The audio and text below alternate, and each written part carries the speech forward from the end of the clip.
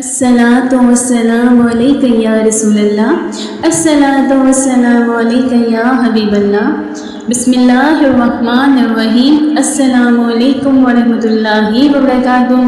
قصص الانبیاء سے ہے بیان حضرت سلیمان علیہ السلام کے شاہکار فیصلے۔ اللہ تعالیٰ نے قرآن پاک میں آپ کی اور آپ کے والد کی تعریف میں ان کے فیصلے کا ذکر فرمایا ہے۔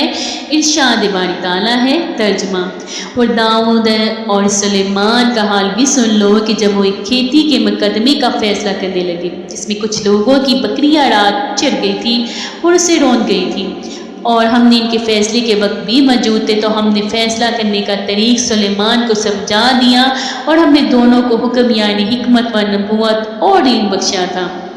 قاضی شریف رحمہ اللہ اور دیگر حضرات نے بیان کیا ہے کہ لوگوں کا انگوروں کا باغ تھا، دوسرے لوگوں کی بکریاں رات کو باغ میں آ گئی اور اسے نقصان پہنچایا۔ انہوں نے حضرت داؤد علیہ السلام کے سامنے مقدمہ پیش کیا۔ آپ نے فیصلہ دیا کہ باغ والوں کو نقصان کے مطابق رقم ادا کی جائے۔ فریقین وہاں سے نکلے تو حضرت سلیمان علیہ السلام سے ملاقات ہو گئی۔ انہوں نے کہا، اللہ کے نبی داؤد نے تمہارا کیا فیصلہ کیا ہے؟ انہوں نے بتایا، آپ نے فرمایا اگر میں ہوتا تو یہ فیصلہ کرتا کہ بکریاں باغ والوں کے حوالے کی جائیں اور وہ ان کے دودھ وغیرہ سے فائدہ اٹھائیں اور بکریوں والے باغ کو درست کر کے ویسا ہی کر دیں جیسا وہ پہلے تھا، تب اپنی بکریاں واپس لے لیں۔ حضرت داؤد علیہ السلام تک یہ خبر پہنچی تو انہوں نے یہی فیصلہ نافذ فرما دیا۔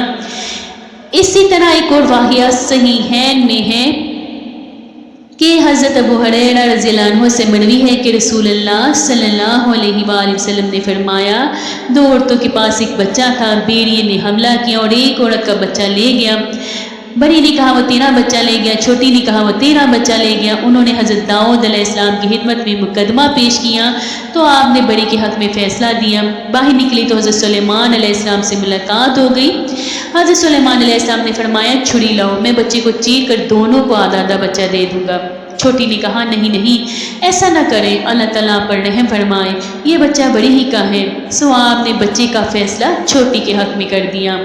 ممکن ہے کہ ان کی شریعت میں دونوں حضرات کے کیے ہوئے فیصلوں کی گنجائش ہو، لیکن حضرت سلیمان علیہ السلام کا فیصلہ راہج تھا، اس لیے اللہ تعالیٰ نے آپ کو سمجھداری کی تعریف فرمائی اور فرمایا، اور ہم نے دونوں کو کم یعنی حکمت و نبوت اور علم بخشا تھا، اور ہم نے پہاڑوں کو داؤد کے لیے مسر کر دیا تھا کہ ان کے ساتھ تسبیح کرتے تھے، اور پرندوں کو بھی مسر کر دیا تھا، اور ہم ایسا کرنے والے تھے، اور ہم نے تمہارے لیے ان کو ایک طرح کا لباس بنانا بھی سکھا دیا تاکہ تم کو لڑائی کے ضرر سے بچائے، اور بس تم کو شکر گزار ہونا چاہیے۔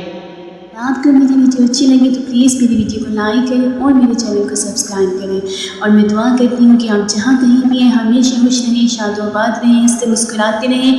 اللہ پاک آپ کی تمام مشکلات کو آسانی میں بدلے، آمین ثم آمین یا رب العالمین۔ تو پھر ملتے ہیں نیکسٹ ویڈیو میں، فی امان اللہ۔